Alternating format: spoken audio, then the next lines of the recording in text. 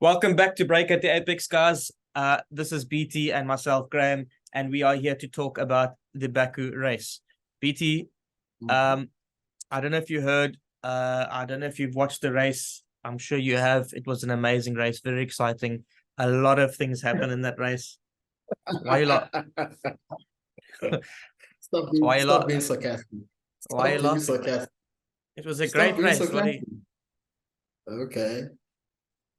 Right, Okay. okay. Listen, guys, I'm not gonna lie to you. Um, it really wasn't the greatest race at all. It was teed up. It was teed up to be the perfect weekend. I'm not even gonna lie to you. Before the race, BT messaged me. He's like, "Listen, this looks like we got a race on our hands," and I replied back saying, "This is gonna be the best race of the season." And boy, are our sidekick abilities extremely terrible because we were wrong, very wrong. Honestly, it's definitely the worst race of the season. Very, very funny because Baku generally has produced some very good races in the past, usually very action packed. But regardless, the outcomes were very good. The results were extremely good. And I think once we've spoken about a few things, it would make more sense.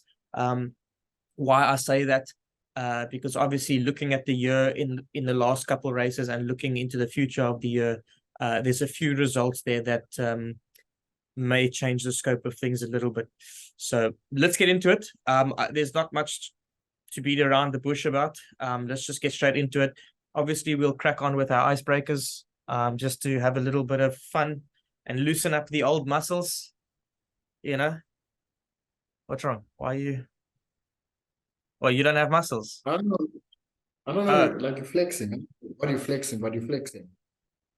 Seems like you had a good weekend. Anyway, may proceed. sorry guys, if that flex was a bit too disturbing. Um, anyways, let's move on. I don't know what to say, so let's just move on.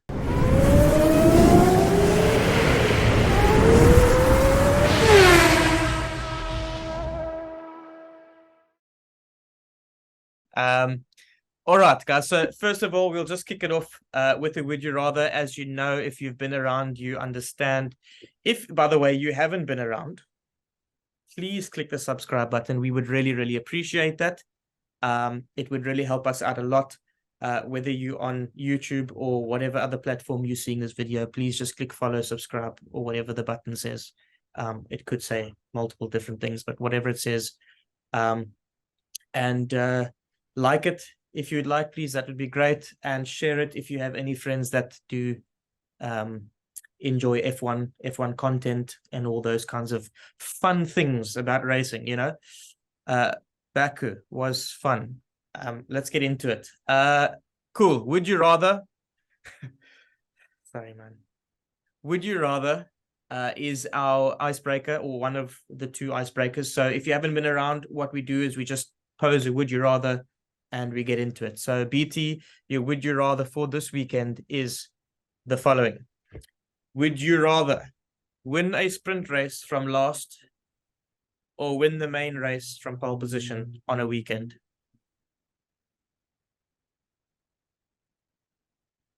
You don't have to answer me now, obviously, clearly.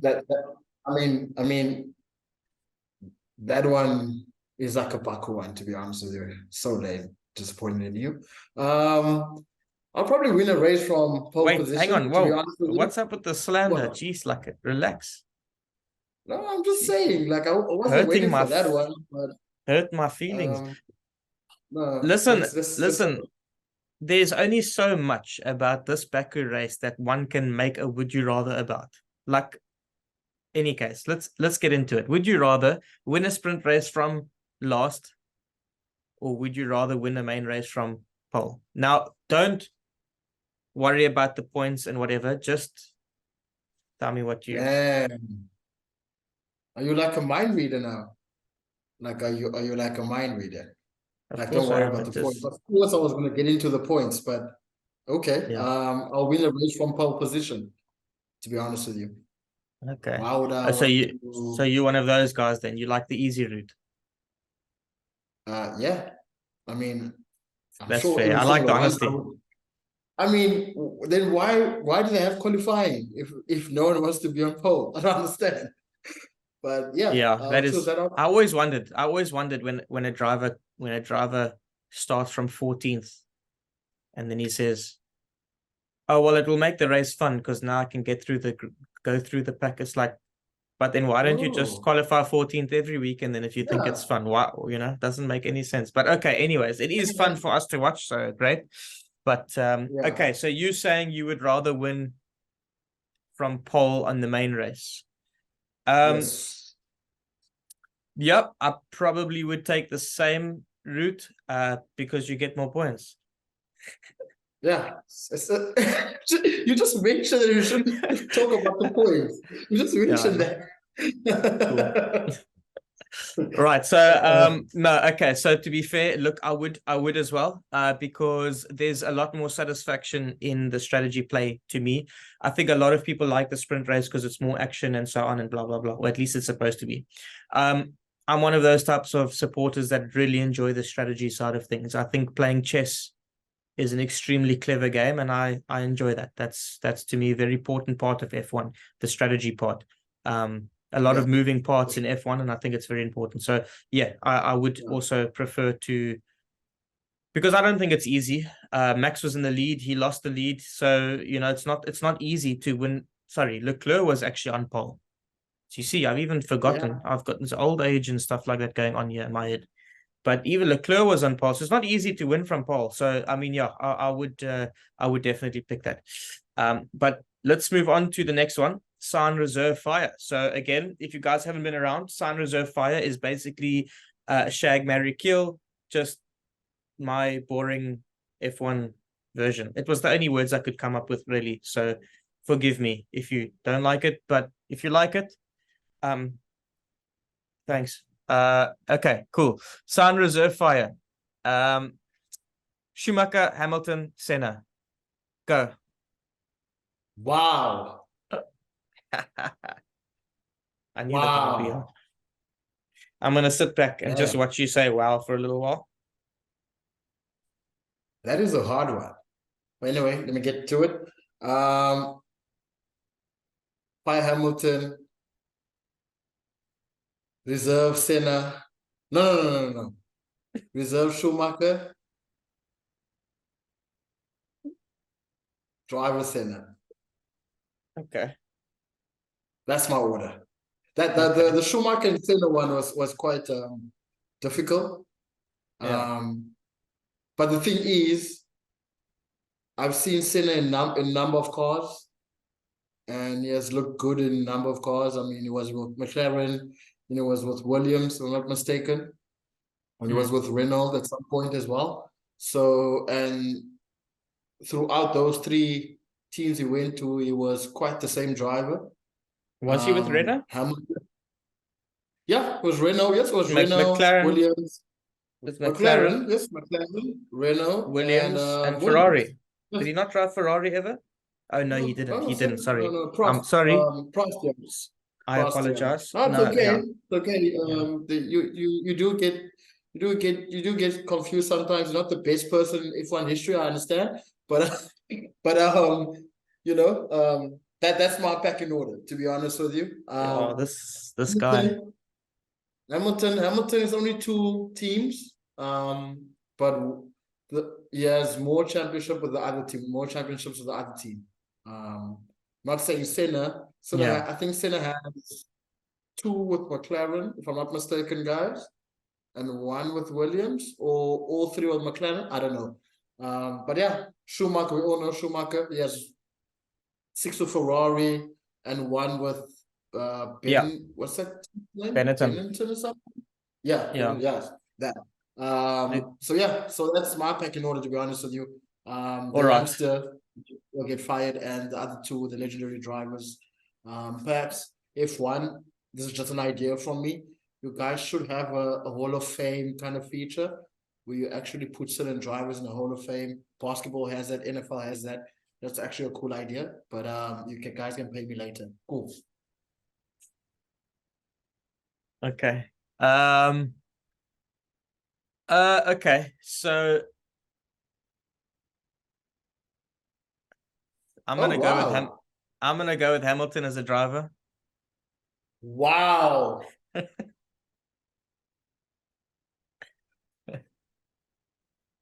Wow. Um, I'm shocked. I am yeah. shocked. I am shocked. Not I'm gonna lie to obviously you. It's a good thing you're shocked because I'm obviously taking the piss. There is no way in hell I'm taking Lewis over Senna.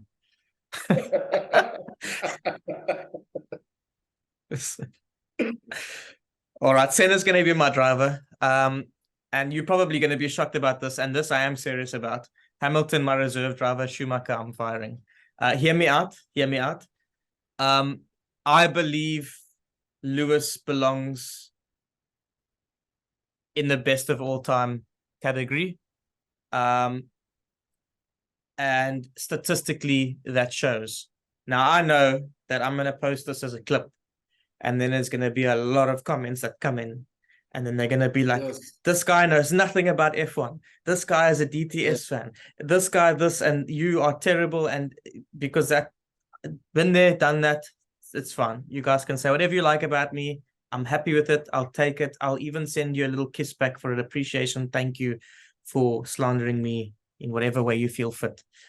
However, it is just my opinion, and it's just the way I believe. Lewis has never had, and I will say this for time, Lewis has never had a teammate crash for him to win. Lewis has never had a teammate ordered to let him win. He has, but not when it comes to the championship, in the sense where when they say Bottas, please let Lewis through, it's because Lewis is faster at that point in time. It's never a case of Bottas, you need to pull back and wait for Lewis to pass you so that he can win the championship. All right. I get that he had the most dominant car for 8 years. 100%, I get that. I have no, I will not disregard that. I get it. But I just think that Lewis, he's got stats on his side, and fair enough, because he stuck around to make it happen. And since he came into the sport, he made waves from the first year. He, up until last year, was the only driver who's won a race in every single year that he's competed. So I think I have a valid point, and I know I'll still get a lot of hate for, Schumacher fans or Lewis haters, going on at me, and that's fine. It is just my opinion. But for me, Lewis will be my reserve driver. Senna will be my driver. Schumacher, I would fire. I don't have much more to say about Senna. There's really nothing to say about Senna. Like, he has to be.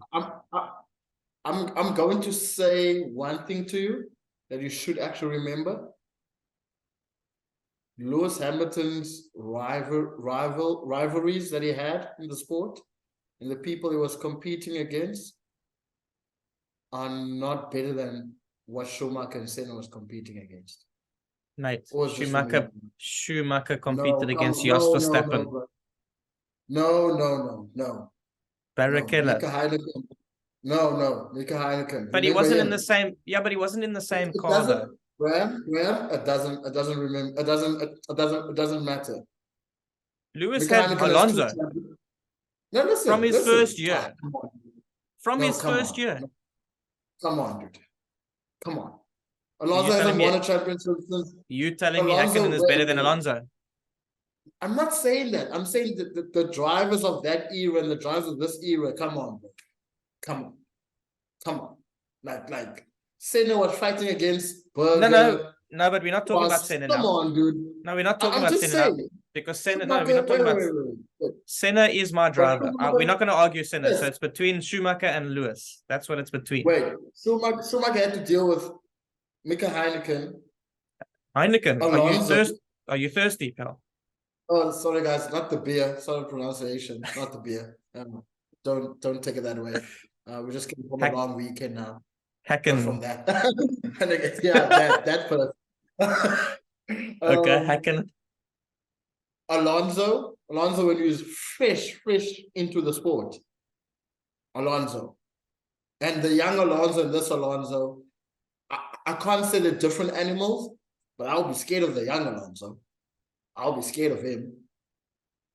So would you would you as I get would you okay, but would you as a late teenager, early 20s, coming into the sport, your very first year, you go up against Alonso, would you not have been scared of that Alonso in that year? Think just I'm just all I'm saying is don't look at the rest, don't look at the rest of the field. Look at their teammates, because your first opponent is always your teammate. It's always your teammate. Compare yourself to your teammates because it's about the car they're driving. Yes, Look, but we can't, if we're gonna have this argument, you are gonna win this argument hands down. Why? Because Lewis had the most dominant car for 8 years. There was nobody for him to watch out for. He only had his teammates. All I'm saying is both Lewis and Schumacher didn't have the best teammates to play against. Schumacher had Jos Verstappen, he had Barrichello, he had but no, not but don't you think that's part of strategy as well from the team? yeah, of course Don't you it think is. so? Of course it There is. we go. But of course it is. But we can't monitor them from that though. but We can't. you can't. But if we're gonna argue about errors, Okay, for you example, can't. wait. For example, are you telling me Lewis Hamilton, if Lewis Hamilton had Alonso as a teammate in Mercedes, are you telling me Lewis Hamilton is winning every year? No, There we go. no, but that's yeah, but he didn't though. Huh? That's not what happened though. That's what I'm saying. I'm going to talk about Rosberg. And Rosberg won a championship and he flipping fled away. He ran away. No, he got stress. lucky. No, he got lucky. He got lucky in the championship. He got lucky in that championship. He didn't win it. He got lucky because Hamilton had more DNFs than him. So Oh yeah, of course. At the end of the day, I think Hamilton still had more wins that year than Rosberg did. But Hamilton had 2 more DNFs or something, 1 more DNF than him. Yeah. But all I'm saying is I do agree with you in terms of the errors. It is different. They had to put up with different things and different drivers. But I won't say that Schumacher had to put up with better drivers, because Lewis also had to put up with some really, really good. Drew, we're talking about Alonso, Vettel as well. I mean, Vettel's also one of the greatest drivers in the sport, and Lewis had to play with him. You know, there's a lot. No, but I'm just saying that that argument can't really be made here, because we're not really talking about. We're talking about them as drivers, them as racers. Okay, and the only person you can compare those racers to is their teammates, because in this scenario, I mean, Lewis Hamilton literally had the best car, a dominant car for most of his career that he won his championships, right? So he didn't have to worry about other drivers. So of course you will win that argument, because Schumacher did have to put up with other drivers, right? And that may be your point. Maybe that is your point, and that's fair. But my point is just that, you know, Lewis consistently still made it to the end. He still made it. I can't see it being easy to I can't see it being that easy to beat the same person over and over again for year after year. It can't be that easy, surely. I mean, Rosberg as well put up some fights as well. But look, at the end of the day, it's just an opinion. Maybe I'm talking out of my, I'm not going to use bad words here, but maybe I'm just talking out of my dark place. At the end of the day, I believe that I would rather prefer to have Senna as my driver, Hamilton as my reserve driver, and Schumacher I'd fire. And it's nothing against Schumacher. I've never really been a Schumacher fan, but at the same time, nobody dislikes Schumacher, if you know what I mean. I don't dislike him. I just never supported him. You know what I mean? I never bothered to support him. But I do think that Lewis deserves more respect in the world, and so I'm here to just give him that respect. Do you know what I mean? In the sense of in the sense of the F1 world, I believe he deserves more respect. So I'm going to be the one to just give him the respect. Maybe I'm talking nonsense, and maybe Schumacher definitely is a better racer, and that's fair. To be fair, from a mentality point of view, I think Schumacher is probably by far the better racer. But I'm going to go with Hamilton because because I can. I don't know why we're arguing. I can. Hello, it's my choice. I also have a Okay. choice, you know. Yes, Okay. this discrimination and so on. Anyways, let's move on. So that would be it for the what do you call them? The icebreakers. That will be it for the icebreakers, guys. And I hope you enjoyed that. We don't often argue, but I feel like you guys might have enjoyed that. For some reason, people enjoy seeing other people argue. Anyhow, cool. So the next Debating. thing, It's debating. yeah, the next thing we're going to do is we're going to get straight into the race review. But before we get into the race review, we're going to do a one sentence race caption. So basically, just one sentence on what you think the race is. BT, go. What a yawn. I'm done. I thought it was a great race, to be honest. Anyways, Stop being sarcastic. that's all I have at the moment. But anyways, yeah, I've got to give you that one. I'm not a big fan of saying that a race was boring because I feel like it's so easy for people to say that race after race when one team is dominating, but there's a whole midfield that are still quite exciting to watch. But in this race, even the midfield was not really active. It just, I think there was 13 overtakes the entire race, which is a third of the amount of overtakes in Miami last year. So I think somebody said that on our TikTok live earlier. So it was definitely a bit of a snooze fest at most times of the race. Yeah.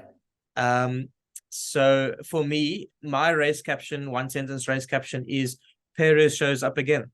And I guess there's a bit more to talk about that one because when you say what a yawn, it's pretty obvious. We all know that it was a bit of a snooze fest. So when I say Perez shows up again, I will just explain what I mean by that. I think he is in the form of his life. I think he has been for a couple of years. Obviously, he had to get used to the Red Bull, but we know what he's capable of. We know what he's done in the past with Force India and so on, McLaren. and McLaren, yeah. And it looks like he's back to that person now. It looks like he's gotten comfortable with his car now, and it looks like he's ready to be consistent. Now, do I believe that Perez can still beat Max? No, I don't. And please, before anybody says I'm a Max fanboy, I'm not really. I support Red Bull. Max fanboy. Max Yeah, fanboy. yeah. I don't know. I don't know where people get that from. All I'm saying is I can't see Perez matching Max over the entire year, but I can see him matching Max within these street races because Checo is known to be very good in these street races. The reason why I'm saying shows up again and why he is impressing me is because last year he didn't always show up in the street races. He showed up at one here and one there. Whereas this year, since the first race, he's been there. He's been behind Max. He stayed in second place for every race. And now he's got the win. And he got the win in Jeddah as well, didn't he? So yeah, so for me, it's very impressive. So well done, Checo. I'm really glad to see you pulling yourself into this. And I really hope for a good scrap. I mean, let's be honest. It looks like they're the only two that can fight for this championship. So if we're gonna have a bit of a good season, we need to have gloves off between those two. So I'm ready for a good scrap. So yeah, well done, Perez. Yeah, I mean, on my side, to be honest with you, I'm also on your angle. I mean, I said it, what's a yawn face because we know how fast he is on street circuits. And he showed it throughout the weekend. I mean, on the sprint as well, he did show that he was faster than Verstappen. So we literally won the race. I wasn't quite surprised or anything like that. In terms of him competing against Verstappen, I have a 70 to 30% chance. You know, I mean, you did say that he's getting comfortable with the car. So if he's getting comfortable with the car, it's quite dangerous. That means that you will start performing very well. It won't be as easy as we think it is for Verstappen, to be honest with you. And it seems like the other teams are way back. So it's just between them two now. It's a replica of the Mercedes, Rosberg, and Hamilton seasons, to be honest with you, when the whole field were just watching them fight it out. The only boring thing about their fight is that it's not as intense as the Mercedes one, to be honest with you. And I do think we need that. Yeah, I said this. But it's also personality based. You know, I feel like Hamilton and Rosberg made it very interesting. The type of personalities they have and the history they have. Verstappen and Perez do not have a history, so we can't compare that. To that rivalry Mercedes had on their hands. I said this earlier. I was on a TikTok live earlier, and I was saying, but you know, when you look at the paddock and you see the teams and the drivers that walk around and stuff, you know that Red Bull are the only team where the two drivers actually are seen walking around together all the time.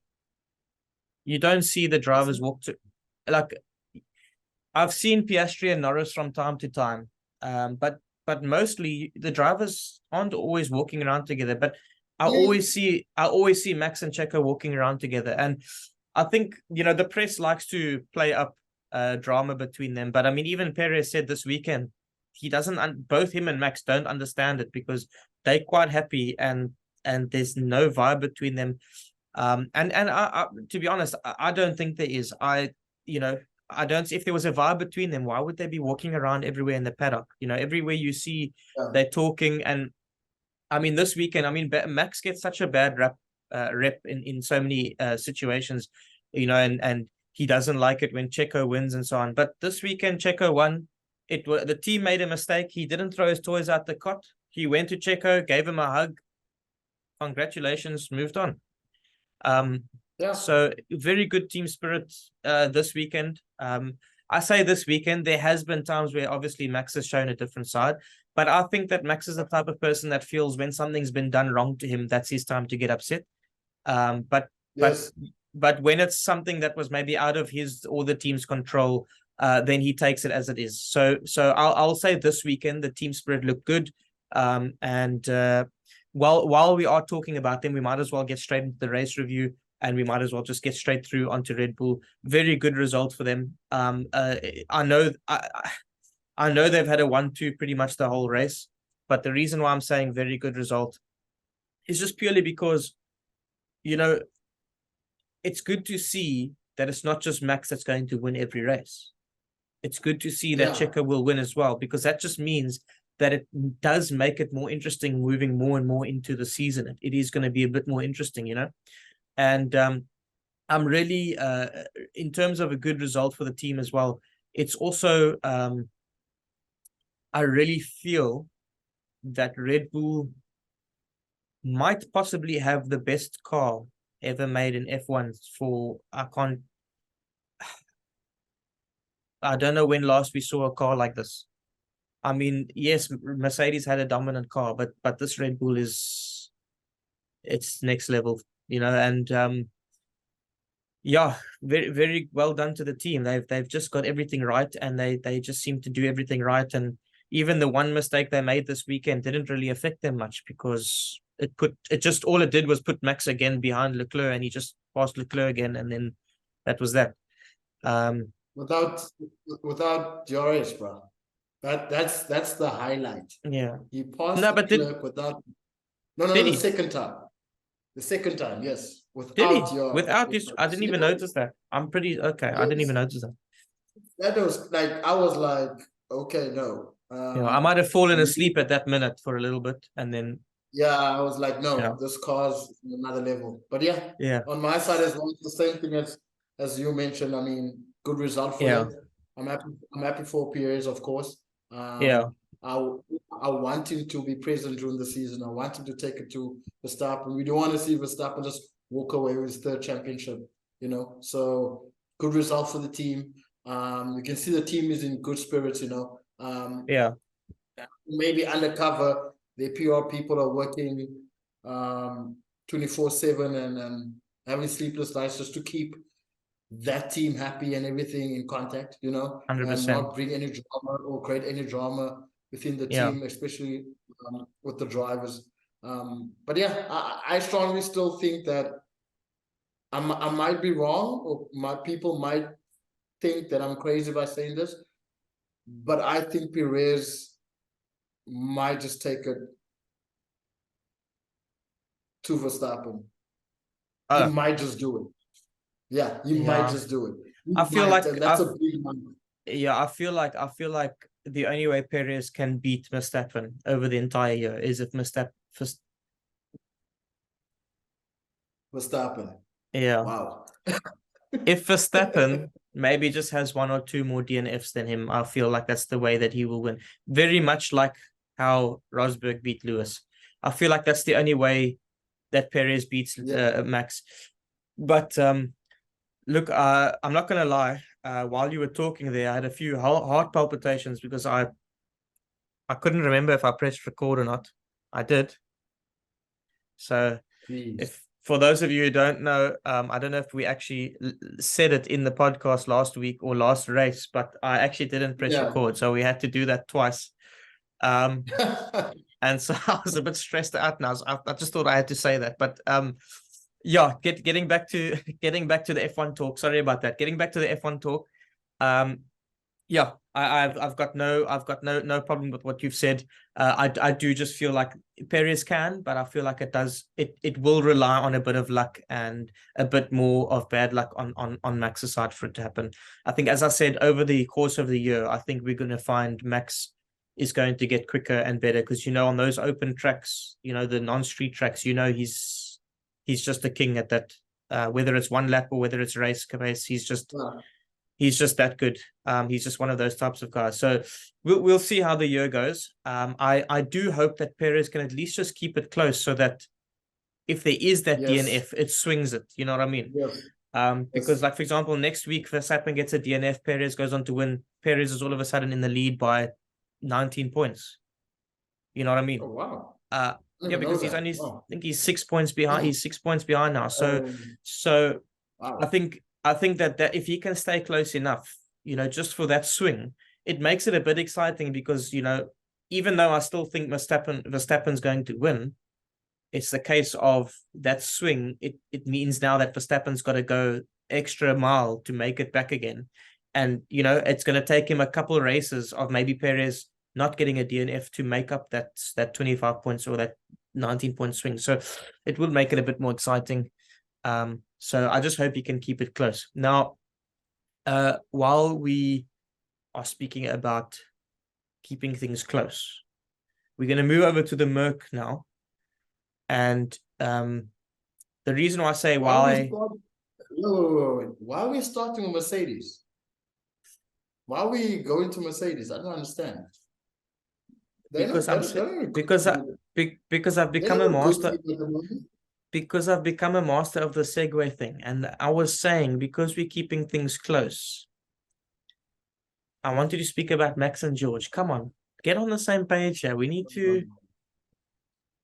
Come on. Trust Graham with the drama. You should work for Netflix, actually.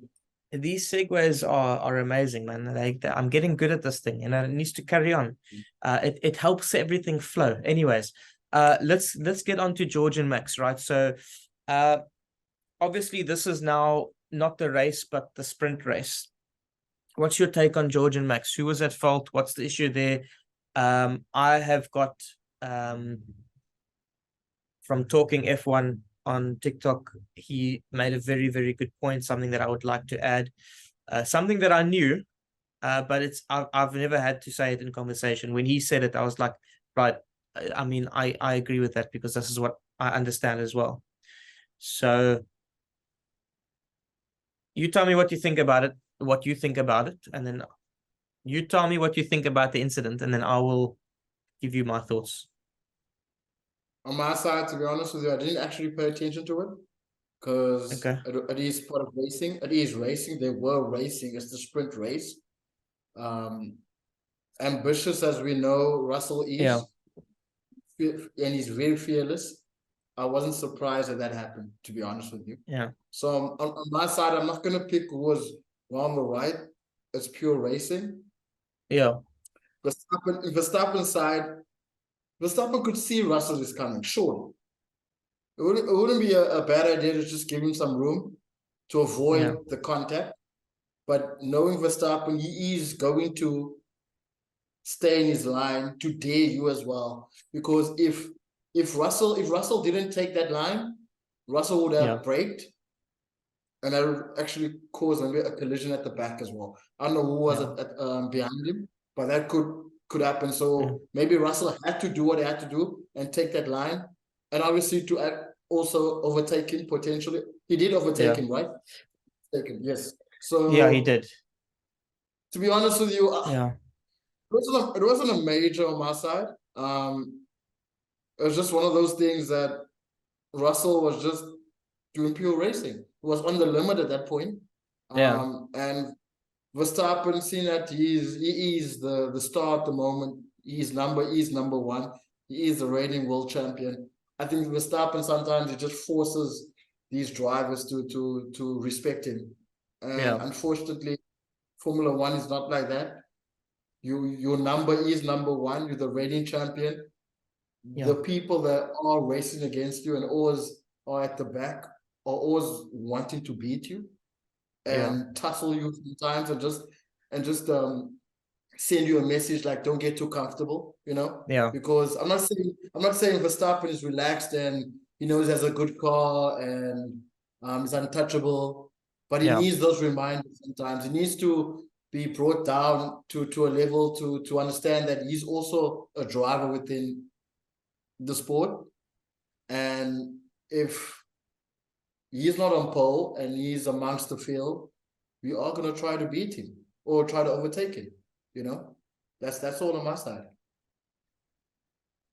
yeah. Okay. So I look. To me personally, I think most. I'm not a fan of penalties. If I'm really honest, I'm not a fan of them. It's racing. At the end of the day, I'm not saying that drivers must go out of control. But I just feel like a bit of a nudge here and a bit of a nudge there is racing. Verstappen knows full well what that is. He's a hard racer himself. He always has been. And every time he's pushed somebody off the road, he just said it's racing. Here we go. And at the end of the day, I believe definitely wholeheartedly that that's a racing incident.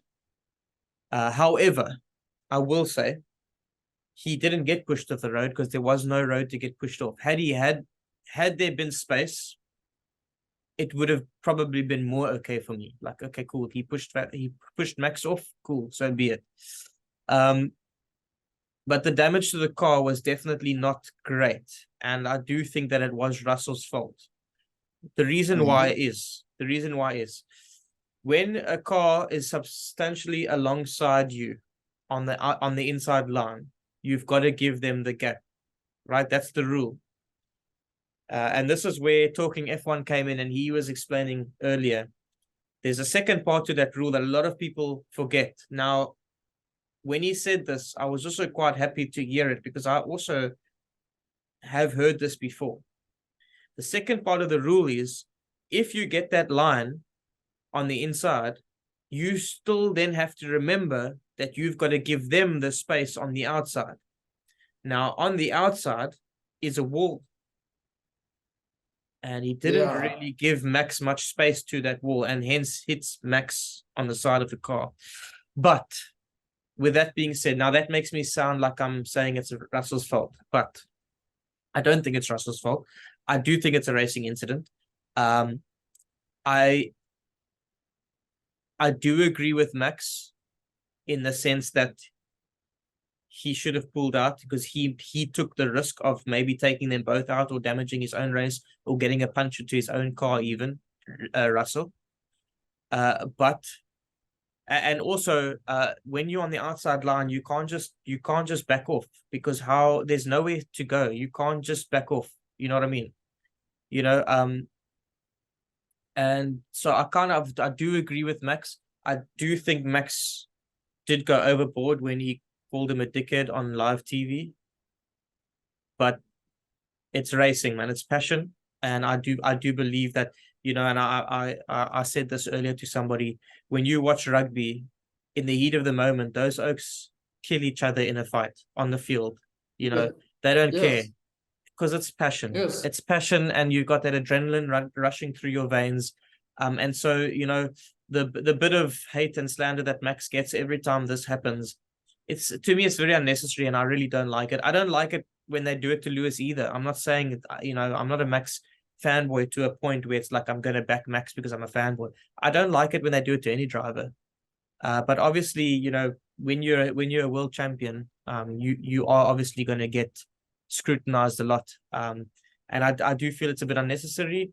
But yeah, I think Max did definitely cross the line when he called him a dickhead on live TV. But you know, at the end of the day, definitely I'm going with the racing incident on that. And yeah, otherwise, not much more to say. I think we Yeah, can move on dude. I from there. mean, everyone wants to beat Max. That's the thing. This Yeah, is not like rocket science or anything like that. Everyone yeah, wants to beat. It's gonna happen. There was once a yeah, time everyone wanted to beat Hamilton, and similar things happen. So that's why, like, yeah. on you went in deep, and I didn't, because it's racing. End of the day, we could easily switch those cars around, and no, it's not even the car. Okay, let's switch the cars around. There could easily be Russell as the world champion, and everyone's trying to beat. I'm not gonna lie. When you said I went in deep and you didn't, I was gonna say, yeah, and I've got 3 kids for it. But I mean, you carried on talking about F1. I wasn't sure where you were going with that conversation, but anyways, I've got a Keep bit it of a censored. dirty Keep mouth. If your it children are watching this show, please let them know that they are legends and we love them. And thank you so much for watching. Uh, and take them to bed afterwards. we will we will keep it PG. We will keep it PG. But from time to time, when you watch SpongeBob, there are sometimes little adult jokes in there, let's be honest. So I think from time Yeah. to time, if we have a little bit of a fun, uh anyways. And and So and and if you're letting your children watch Family Guy, yeah, there's something wrong with you. There's exactly, something wrong with exactly. parenting Um skills. no, yeah. Point is, we just here to have fun. So anyways, while we're on Merck, I'm just gonna wrap Merck up quickly, then we can move over to the next team. While we're on them, I mean, not really anything special. In fact, if I'm not mistaken, I think Lewis got his worst position of the year so far. However, Lewis seems more positive yesterday than he has seemed the entire year so far. So Yes. I think that whole news of James Allison coming back to take over the director role, technical director role, I think Yeah. has definitely picked him up a little bit, because he seems to have a bit of a chipper in his step. He seems to be Yeah. positive and happy. Got the worst Mhm. got the worst position of the year so far, and was still thought that was pretty good. So cool. So look, I'm not going to go on too much about that. It is what it is, in their position. But it looks like it's moving forward. Even if they're not moving forward positions, they clearly feel that there's something happening. And I think that's quite important, because I love to see happy drivers. I love to see happy teams, and I'd love to see a good fight again. So if Merck can come back up, that would be amazing. So let's just wrap up with that. Um, moving on, the next team, we're going to get to Ferrari just now. Let's get into the Aston Martin quickly, because because Ferrari, we've got a few things to talk about. With Aston Martin, all I really want to say there's not much to say there. All I really would like to point out is that this team is a very well-oiled machine right now. They have an extremely good cohesiveness in that team. The drive, I've never in my life seen Alonso help a teammate, ever, ever, ever, ever. I've never in my life seen Alonso tell his teammate to have a go if he wants to. And I've never seen Alonso give his teammate tips on setups and something like that. So whatever they've got going on in this team is amazing. And I think a lot of people have underestimated Lawrence Stroll's leadership as a team owner. I think a lot of people thought he was going to come and be this sort of my way or the highway type of guy, but he's clearly given the team the freedom to try and build something special. And honestly, whatever they've done to Alonso, I don't know, whatever they've given him to drink or whatever they've given him to eat, it's working, because this guy is probably the biggest team player in F1 at the moment. And I don't think we've ever seen the side of Alonso before. So well done to them. Well done to him. That team is going places. And it's really amazing to see. I love it. And yeah, that's all I have to say about it. I mean, yeah, I'm also on that path as well. I mean, it's amazing what's happening there. I mean, Alonso and that team, it's a perfect combination. I mean, yeah, I also was shocked when Alonso left Alpine. You know, they also have a bright future, you know. But yeah, I think he saw something in that team that maybe most of us didn't see. yeah, And it is working out, to be honest with you. And one thing I can say as a Ferrari fan and has supported Alonso while he was there, Aston Martin is listening to Alonso. 100%. It's 100%. They plain and definitely simple, are. bro. They They are are. listening to Alonso. Every feedback Alonso gives that team is actioning Yeah, that you can see feedback. it. The way You that know, Alonso is yeah. expecting them to act. Yeah. And I found it quite funny because before the year started, people were making bets on how many races it was going to take for Lawrence and Alonso to blow up. But Alonso's playing a very good game here, and Lawrence Stroll is either paying him tremendously behind the scenes more than what is said on paper, or there's a very good relationship there, because they're definitely getting along, and there's definitely a good atmosphere in that team. And it's, to me, it's very nice to see. I enjoy watching teams come through the ranks. I mean, And I mean, that could be true. He's probably getting more money that we know. And when he signed there, I'm sure there's clauses in his contract as well, stating that his opinion will always be mattered and stuff like that. yeah, To be honest with you. And a small team like that and an experienced team like that needs a driver like Alonso. Let's just yeah, face it, you know, yeah, because by them listening to Alonso, and I said this before, it's taking them places, and their hundreds, package is they have a good car, very yeah, fast car. This weekend, it wasn't one of their best weekends, to be honest with you. yeah, They did struggle. Maybe it is because it's a different circuit and stuff like that. yeah, But look, they look fast. They look good. Obviously, they were more faster than the other three races: Bahrain and Australia and what's the other one, Jeddah. yeah, But this one, they remain consistent. I mean, the tire situation was quite good. I mean, Ferrari was struggling with tire situation the entire race or the entire weekend, and they managed that very well. And I feel like Aston Martin's tire what's this word? Please help me. What's this word? degradation. Thank you, sir. It was brilliant. Like I didn't Yeah, hear Alonso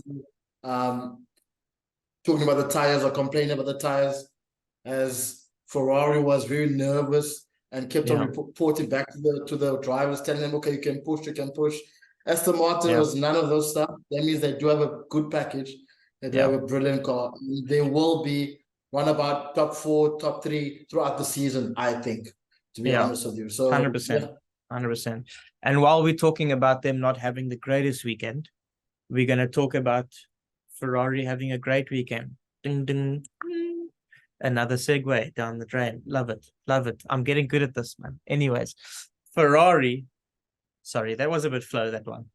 Ferrari. Okay, let's hype this up a bit. I can't wait for you to. Yeah, I can't Let's wait for you to talk about Ferrari.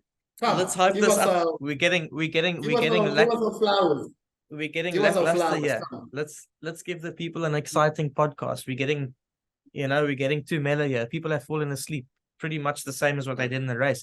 Okay, so Ferrari, cool. So, what was it? No, you just keep on with your Baku jokes. It's hilarious, actually. But yeah, I'm ready. Go. Waiting for you to give us our flowers. Cool. So Ferrari. So two things. One, very well done. I think Ferrari have found something over the little break. They've definitely done something. And whether this was track specific or not, I'm not sure. But for sure, they found something. And it's helped. I will, however, say that I don't think that there was ever a problem with Ferrari. I feel like they've had a lot of bad luck. They've probably had the worst luck out of all the teams. If you consider Leclerc has been on the pace, but he blew up the car in the first race. Well, the car blew up in the first race. In the second race, what happened in the second race? He got taken out? Or did he take somebody else? It was a driver error, basically, in the second race. Either or, yes. Either way, there's been a lot of bad luck happening. And it's not really got anything to do with the Ferrari itself. That, Leclerc has been in around the top 4 or 5 every single race, really. So I won't particularly say that they are really back in it and sort of out of place. I think they are where they always were, but they've just had a lot of bad luck. But the fact that everything just went well for them this weekend is great. I think Sainz definitely struggled a bit, but at the same time, look, let's call a spade a spade. Leclerc is better than Carlos Sainz. It's just. Oh wow! You finally woken up. What are you talking about? What are you talking about? What are you talking about? Have I ever? I've never in my life ever said that Sainz was better than Charles. All I've ever said was Sainz is an extremely consistent driver, whereas Charles makes a lot of mistakes. So if they were ever in a title fight, Charles would need to clean up his act, otherwise Sainz would beat him. In the sense of that, every time Charles makes a mistake, Sainz is going to be there to pick up the pieces. But Charles is definitely a faster, better driver. So at the end of the day, what I'm saying is, I think Carlos did a great job. I think he is where the Ferrari is, but I think Leclerc is just slightly better as a driver. So he is going to be. Does that make sense? He's driving the wheels off of that car. Let's put it that way. Whereas Sainz is just driving the car to where it should be, basically. So yeah, that's all I need to say about Ferrari. I don't have much more to say. You are the fan, so you can have your chance now. All I want to say is well done, Ferrari. I'm very, very glad to see you guys even just putting a pole in there. It's a good sign not just to be third, but to have a pole. Because it just shows that you do have the pace somewhere. There is pace there. So really well done to Ferrari. I really hope they can make some more steps. Apparently, they're bringing another upgrade to Miami. Miami. Okay. Yeah. So I really hope they can make some steps forward. It would be really good to see Leclerc winning again, even if it's just a race every now and again. I still don't think that any team is going to really catch Red Bull just yet, but Red Bull are going to have a double DNF at some point, So, anyways, off to you, Ferrari fan. Go for it. The mic is yours. Don't drop it. Oh, wow. Thank you for the spotlight. You're spot on. I'm not going to be long as well. Good weekend. I was quite happy, I was shocked with the pole position. I was happy with the sprint performance as well. The Red Bulls are faster than Ferrari. To get a second from the sprint race, amazing. And that's when I saw Leclerc was actually driving the wheels off of that car, because I lap 14 or 15, those tires were gone. Yeah. Leclerc's tires were gone. And he continued like he continued to drive the wheels off of that car and actually maintain his position, which was quite important, and for him to maximize his points as well on the championship. I mean, he was on 6, for God's sake. So well done, Leclerc. I was quite happy with his performance this weekend. Hopefully, our days with his mistakes are over, or not really over, but they are far more less now. And he's finally getting to grips with that car. We know he is able to drive that car until the wheels come off, but also to be able to tame that car and actually perform consistently on that car as well, as Sainz can. Sainz doesn't have difficulties in performing consistently with that car. However, for this weekend, especially in the race, I wasn't happy with Sainz's performance, to be honest with you. I know you probably are. I wasn't not happy because he did let Alonso through. And I'm sure in Ferrari strategy, they didn't want that Aston Martin to go through. Yeah, that is my take on that. 100% understand that. The only reason why I think that Sainz did a good job. It's not that he did a good job. It's that he didn't do a bad job, if that makes sense. It's not that he did a good job. It's that he didn't do anything completely bad. Yeah, he lost the position to Alonso, but come on, man. It's Alonso. The Aston Martin is a good car. And at the end of the day, you know, I do think there's a bit of a mental thing there as well, because if you consider the relationship between the two of them, both being Spanish as well, I think I do think that Sainz almost feels a bit intimidated by Alonso in some ways. I mean, if you think about last race when he hit Alonso, he was scared to get out of the car because he was worried about Alonso. I mean, you shouldn't be worried about other drivers, whether you hit them or not. You should just move on with your life. You know what I mean? So I do think it's a bit of an emotional thing. But all I'm saying is I don't think he did a bad job. I'm not saying he did a great job. I just don't think he did a bad job. I think he was where the car is meant to be. If you want to put it like that. But if we can just roll back, Leclerc shouldn't race until the wheels fall off, because the whole idea of F1 is to make it to the end before the wheels fall off. So if just okay, moving on. All right. So if that is all, we can move on to the rest of the field. There's nothing really to say. I've only got one thing to say about the rest of the field, and that is Lando's looking incredibly negative. He's looking incredibly negative. He's basically seems like he's given up. He's sort of like, I remember one day I told you that I once heard that when the people that say it is what it is. Remember we were chatting one day and I said to you, the people who say it is what it is are dangerous. Yeah. He is there at that point. He's doing that. He's like it. It's in the interviews. He's just kind of like it is what it is, And it's like you're looking at a driver that definitely has the talent to be a world champion, but he needs the mentality to be a world champion if he wants to be one. And the mentality is for him to get upset and for him to say, "Listen, McLaren, sort your stuff out, or I'm out." He is. Okay, obviously, I think they definitely like Piastri, but Norris technically is still their golden boy, and if they want to keep him, they need to buckle up. And I think at this current moment in time, Norris is very sort of like, it is what it is. It is what it is. But he needs to start going hard. He needs to start telling them to sort themselves out or he's leaving. Because at the end of the day, there are teams that will snatch him up very quickly. I mean, he's definitely a good talent. I don't think there's a team on the grid that wouldn't want him if he was available, if they had space. Yeah, no, for sure. Yeah. So yeah. No, for sure, you're right. But it's also don't forget he's still young, man. So for sure. Having for sure. like being accepting what it is and also looking at the positive outcome of something that's not quite positive, it takes a lot of maturity. And I don't think he's there yet.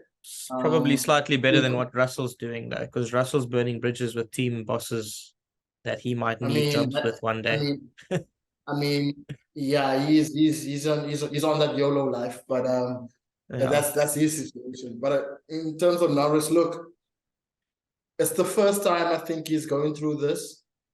So he's maybe, yeah, taking it day by day, and maybe when he gets to the press conference or when he's being interviewed, he doesn't really know what to say. And at the same yeah, time, he doesn't want to say anything that might badmouth the team or show that he's frustrated or anything like that. So by him saying that, it's kind of a question mark where we don't know what he really means, But obviously, yeah, people that are observant like you or me, you saw how when he said that, you saw how his body was or how he presented yeah. himself while saying. I'm So just, I just hopefully, think that, I just think that if you look at all the champions, they have a sample of authority to a point that they have authority over the team, to a point where it's like, guys, we need to win here. I want to win here. Sort this out. Every champion has that authority. He's not stamping any yeah. authority. He's not stamping any authority by saying it is what it is at all. He's Do literally you just accepting it. Doesn't matter how young he is. If he wants to be a champion, he needs to start stamping his authority, or he needs to find another team. And the do fact you is, think that yeah. Sorry, carry on. do you think that McLaren wants that from him? I don't think any team wants that from any driver, but I think every team I think would every team wants succeed. that from the driver, I but think but every I team think would succeed from it. I yeah, don't think. but okay. I, Wait. Let me yeah, explain. Norris. Okay, let me start. Alonso. Do you think Aston Martin is waiting or not waiting? Expects that from Alonso for them to like tell Aston Martin, look, come on, guys, because Alonso has a proven record. yeah, But in okay, terms but of Norris, okay, wait, yeah, let me finish. In terms of Norris, right? Norris is the best driver. He has shown it. But the asterisk in that situation is that Zach Brown's first win came with Ricardo. Do you understand what I mean? Ricardo's not there anymore. yeah. Listen to me again. If Norris won that race, right? Won that race, and he went to the team like, come on, guys, I want to race for you guys once. We can do this again. Don't you He think could that have would be won that. easier for you? He could have won No, that no, race though. no, let's not go there now. I'm just putting you in a situational base now on his side. Yeah. If Okay. he So won that so race, so what I wanted to say now was I do get your point. I do get your point, and I don't think you're wrong either. But I think you also I think we also need to sit down and just look at the situation here. yeah, of course. Alonso is getting paid to do that for McLaren for Aston Martin. The same way as Fellows is being paid to do that for Aston Martin, the same way that Cracker's being paid, because Aston Martin decided to go and get a super group together of all these really good people and personnel, put them in a place where they can succeed and give them an environment for them to soar. And that's great management. They've done a great job of that. McLaren aren't in that position. McLaren aren't in the position where they believe they need all this help. McLaren are in a position where they believe that they can help themselves with the current crop. And the reason I say that That's not is the that's not reason I going say well, that but yeah. the reason I'm saying that is because they're not doing anything about what's happening. I mean, they've made the changes now with all the technical stuff, and now they've got 3 different heads of tech and all this and stuff. But how long did it take Zach? How long did it take Zach to do something about this? How long has it taken him to make changes? And are these changes going to even work? Because it's the first time that we're seeing such a structure within a team. Do you know what I mean? So I think that the situation is different. When you look at Norris, for example, you look at a guy who basically wants to get his first career win. He wants to he wants to build a team, but he's never had experience building a team. But now he's in a team where he has to build a team because Here we go. But that's my point though. He isn't though. He's in a position where he's in a team that he needs to build, but he didn't think he would need to build a team like McLaren, because McLaren, he would have thought, would have built themselves based on their stature, based on their status, the history. Zach Brown has been hyped up in this industry for, honestly, I don't even like him anymore. I liked him in the beginning because of all the hype and because he had he was good with words, but honestly, I think he should step out. He's the CEO. Why does he have to be at the races? He should just let Stella do his job and go home, watch the race from home somewhere. You know what I mean? So I don't know. I think McLaren are failing hopelessly, and I think they're failing more so their drivers as well, because I feel like and it's very sad. As you know, I've got a soft spot for them. It's not good to see this, but more so importantly for me is that I don't think Norris is in a good space, and he needs to either start getting a bit more upbeat about things and start stamping authority, or he needs to get out of that team. So that's all I have to say on that. Cool. So let's move on, and yeah, we can. What do we have next? Top 3. So why are you so rude? Why can you ask me what other teams I want to talk about? Why are you so rude? I'm not doing this thing alone. BT, what other teams did you like to talk? What other teams would you like to talk about? Oh, thank you, Alfa Romeo.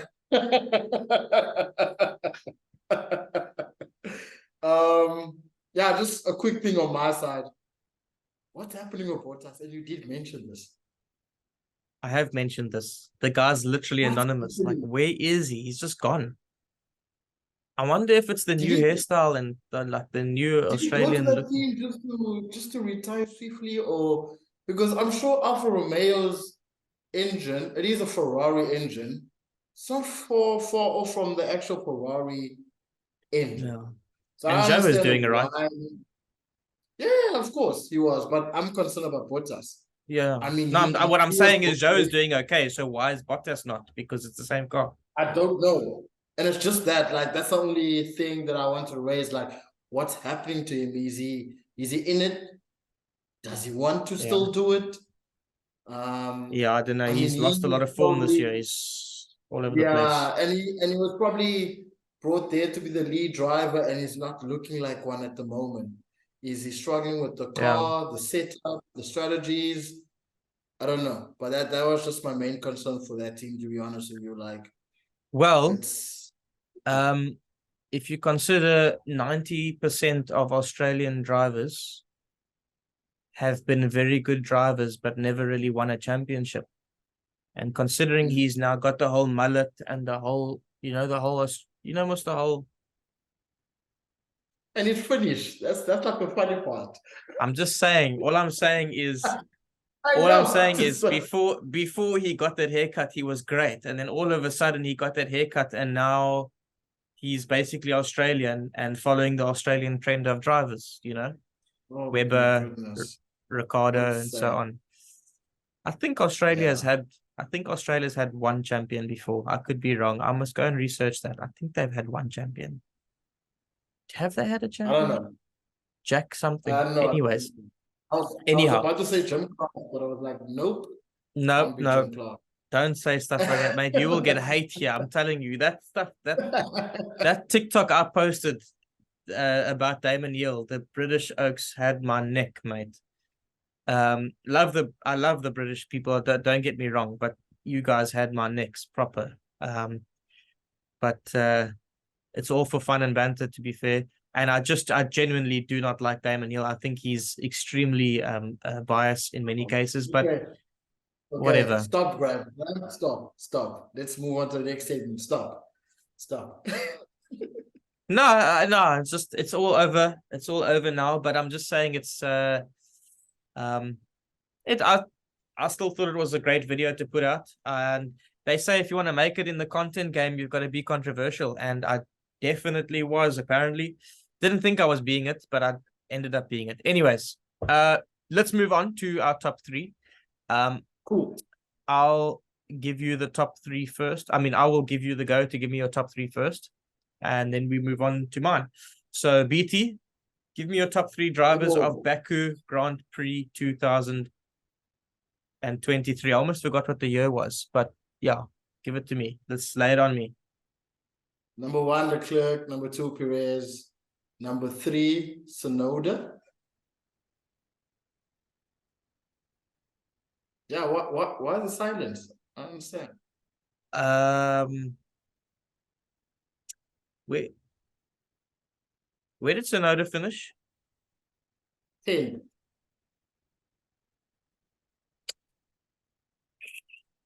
And the awful weekend he had, come on. I was shocked when I saw that. I was shocked. Hey, do it to me. Okay. All right. Do So it to me. I went Leclerc, Perez, and Max. So we pretty much the same up until number 3. You really suck in this. Like the last episode as well, your top 3 was just... What do you mean I suck at this? This is literally an opinion based thing, and then we debate. Look, the thing is, right? No selection. So the thing is, right? If you've got Perez up there, you've got to put Max there. The reason why is Max was winning that race until the safety car came. He lost out of the lead of that race. Had he won that race, where would he be? He would have been in your top 3, wouldn't he? Yeah, but no, because we expect Max to win. Yeah, but you can't base a top 3 on expectation, because that means that Max will never be in the top 3. We had this conversation already. You can't base this on the expectations, because then he will never be in this top 3. So then what's the point of this top 3? So basically, we might as well just exclude Max from the top 3. Like, I would be gladly to do that. I don't like him. Okay. Anyway.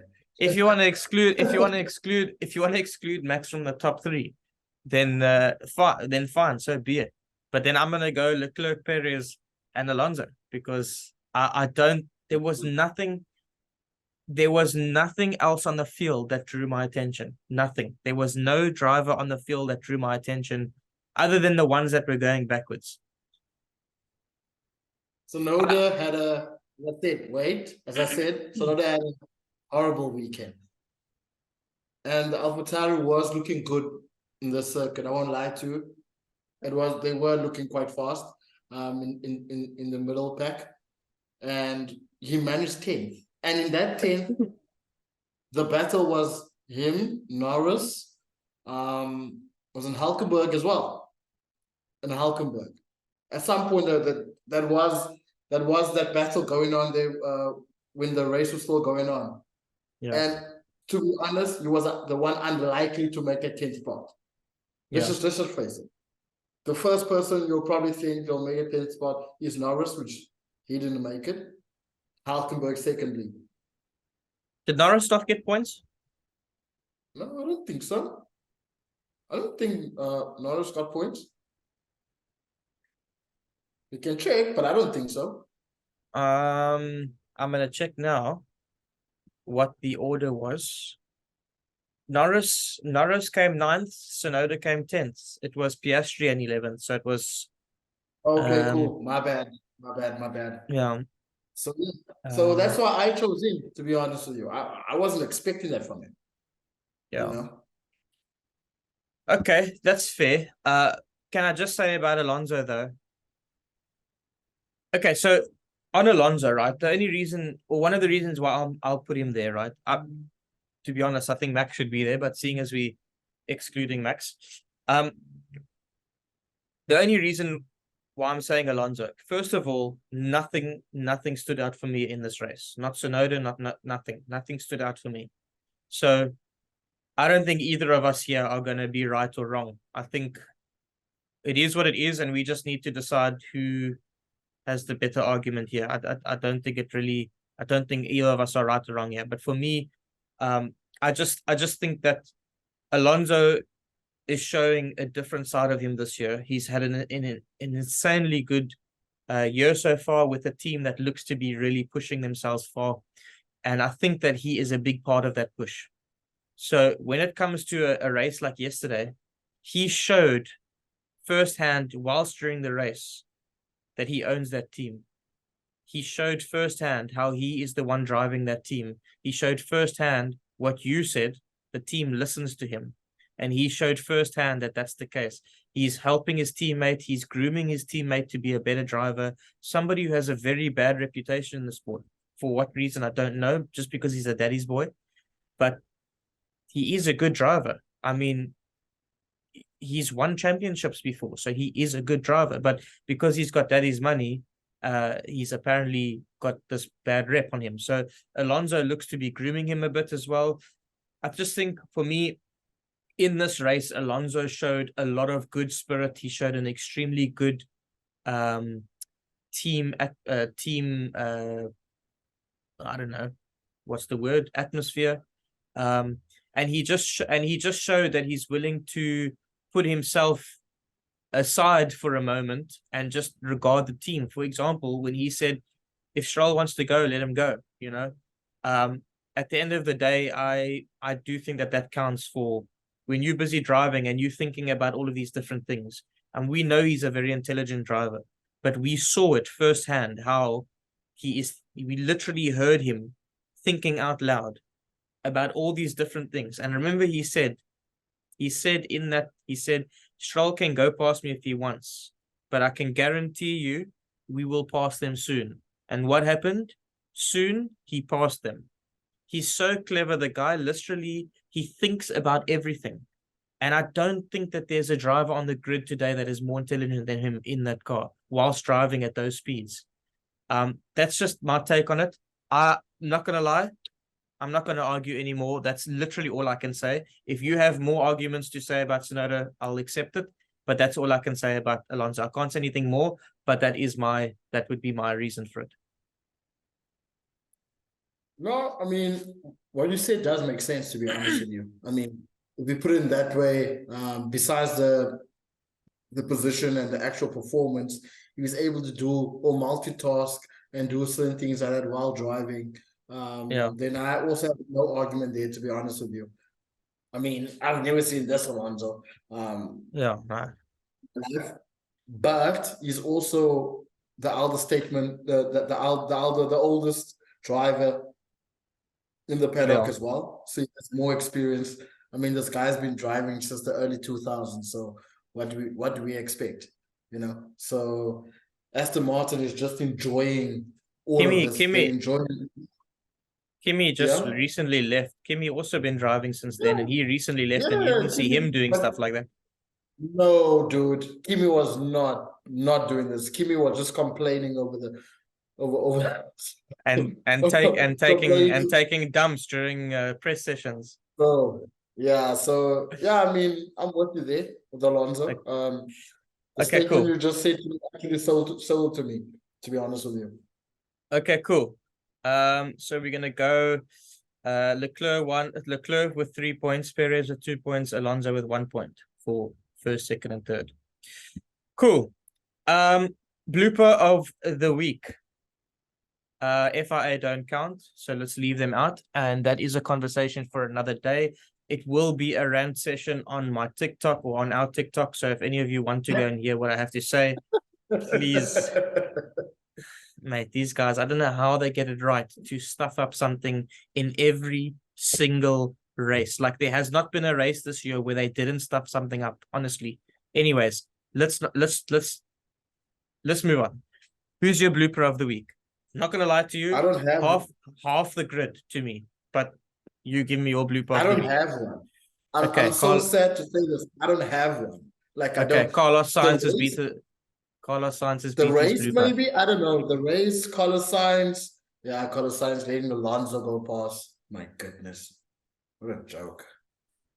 You know what? You're onto something here. That's not a bad shot to say that the race as a whole was the blooper of the week. Yeah. I'd back that, I'd back that because I think that race was, let's be honest, that race was teed up to be a perfect race. It was teed up to be an extremely exciting race, and it just didn't Yes. deliver. It just didn't deliver. The Wasn't. whole weekend was teed up to be perfect. It just didn't deliver. So you know what? Yeah. I think we keep it simple. I will agree with you, and both of us are going to say blooper of the week was Baku Grand Prix 2023 Thank because you. And to actually add onto that, when I do watch the races, my girlfriend tends to come comb my hair in the room because I watch the races in my room. And most of the time I don't pay attention to her. Yesterday I did. I paid attention to her. I watched her comb my hair. That's how boring the race was. Like I could afford to miss just one ounce or 1 second of listen, what was happening in the race. the amount Yeah. of things running in my head now for me I know. to say I can something, see by your facial expression. but I'm gonna hold it. I'm gonna hold it. And Please do. I know people would love a good banter, and I know it would make some people laugh right now. But you know what? For the sake of our friendship, I'm gonna keep quiet. Don't go there. I know what you're gonna say. Don't go there. Don't go there. Listen, blooper of the week. The entire race was a blooper. Um, that's that. Yeah, let's just move on. Um, this just yeah, it was a disappointing one. It was just anyway. Okay, let's move on. Basically, we just got My our favorite predictions song. left. So in the last episode, we made our predictions for this week, and Mm-hmm. the predictions went as such. Mm-hmm. BT went for Perez, Max, Sainz. Why? Yeah, I mean, because I won. Sainz came fifth. What are you talking about? Yeah, that's the only one. You So, know that neither of us have ever got a full podium, but yeah. but that I think you the closest here. Actually, no, last week I was pretty close. Oh no, I wasn't. I had Alonso. Anyways, point is, I think this is the closest we've had here. So Perez, Max, both first and second. Sainz, which was close because technically he's in a Ferrari, but you ain't getting no half points there. So we're gonna do so that's 4 points for you, which we've had 4 points before, but just not in the same. Yeah, we've had four Yeah. points before, but you got it bang on first and second. So you get a 4 pointer, and I get Thank you. and I get a 1-2. I get a 2 pointer because I had Max at first and Perez at second, so they won away. So we just switched it around, and that changes the field a little. So last race I was ahead, and this puts you one ahead. So well done, BT. You may go and have your cupcakes and go and blow out your candles and enjoy yourself for a little while. Thank you. I'm gonna have a cheesecake before I sleep. That's how bougie I am. That sounds great. Okay, now in more important news than your cheesecake, your fancy cheesecake, we are going to give our predictions for Miami. Now, Miami is in America, if any of you didn't know. It is also a street track. Or is it a hybrid track? No, it's a street, just not a hybrid, right? It's a full-on street track, right? Miami. Yeah, I think it's a street track.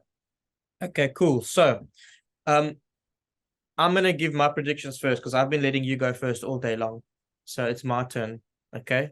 Okay. All eyes on me now. Okay, I'm the important one now.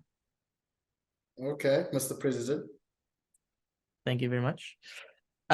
Somebody commented on my TikTok. Is that TikTok? That one where I said I was getting a lot of hate? He asked me if I was wearing a wig. So I commented I commented it back. I commented back and I just said, straight from Trump's cabinet, mate. Was the best I had in my locker. But I thought it was funny.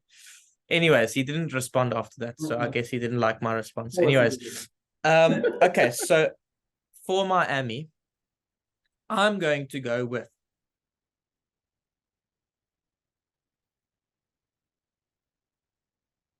so you probably going to go Perez first, right? Because it's a street track, blah blah blah. Maybe you're not. I don't know. I think the logical thing here would go Perez first. You know that you've never actually backed Max to win. I'm looking through Oh, your that's good. things here. That's good. Anyways, I'm going to go with Max first because I think he at some point he's gonna have to say, okay, listen, if I let Perez beat me in too many street tracks, one DNF, I'm not chops. So he's gonna have to. And to be fair, in Baku, he was technically ahead of Perez. And He we did still have a go bit to of Monaco. he And we did still have go a to bit. Monaco, so Yeah, he did have a bit of bad luck as well, Max. So he might have been able to win Baku anyway. So it's not like Perez was all that better. It's just it happened that way. So I'm gonna go with Max because he's gonna have to pull up his socks here. I'm going to say that Perez either gets a DNF or something happens and he ends up not in the top two. It's going to be the first time that the two Red Bulls don't finish 1-2 this year. But it has to happen at some point, and I'm going to say that that point is now. So then I'm going to go Leclerc, Alonso. interesting. Interesting. Wow. Watch Perez win and Max be the one to DNF. Just watch. Oh, you're jinxing your own selection. Oh, wow. Mark my words. Anyways, Max, Leclerc, Alonso. That's what I'm going for. Hit me. Hit me, baby. Max. One more time. I'm going Max, Perez, and Leclerc. Are you backing Max? Oh my goodness. Yeah. Max Perez, Leclerc. Yeah, because I watched last year's race. That sounds like a wild prediction. I mean, I watched last year's race before we done our podcast. So Leclerc was on pole. I'm gonna say it again, he will be on pole. And yeah, this guy's doing research. So Jeez, like it. Yeah, dude. Verstappen, Perez, and my man Leclerc. Right. Okay. We don't care about you. Let's see. Let's see what happens. Let's see what happens. Yeah. I'm looking forward to it. I'm extremely grateful that we don't have to wait another decade to watch a race because that's what it felt like. I mean, I ran out of content, mate. I was literally asking ChatGPT for content. Oh wow. Anyways, listen, I think we're gonna wrap it up there.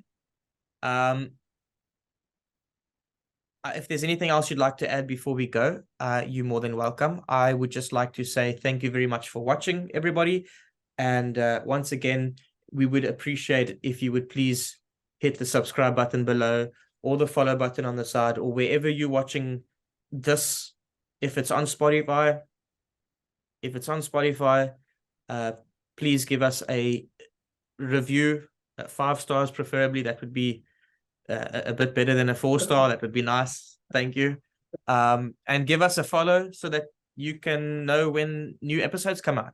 Obviously, we do race weekends. We were supposed to be doing two specials in the last break that we had, but unfortunately, we've run into some issues with our government, which we won't get into. Yes.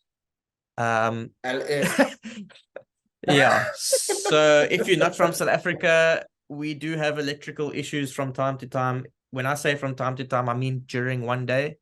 So yes. Every day is a bit of a tussle sometimes. So we will get to the specials. They will be quite fun, and you definitely want to subscribe to tune in for those because they will be fun. And we might have a dynamic change on this podcast coming soon. But we still in chats, and we'll get back to you about that. But thank you very much, guys. Really appreciate you sticking with us. And if you made it this far, you might as well just click subscribe, because if you made it this far through Baku race review, then you'll definitely want to watch the rest because there's probably more exciting ones to come. Anyhow, BT, I'll let you sign us off with whatever you have to say. Are you sure? Oh, okay. Thank you. Hamilton's coming to Ferrari. Always remember what I just said. Hamilton's That's not coming what I to had in Ferrari. mind, but thank you very much for watching, guys. Have a very, very Cheers, good guys. day and Cheers. Bye. enjoy. Cheers. Bye.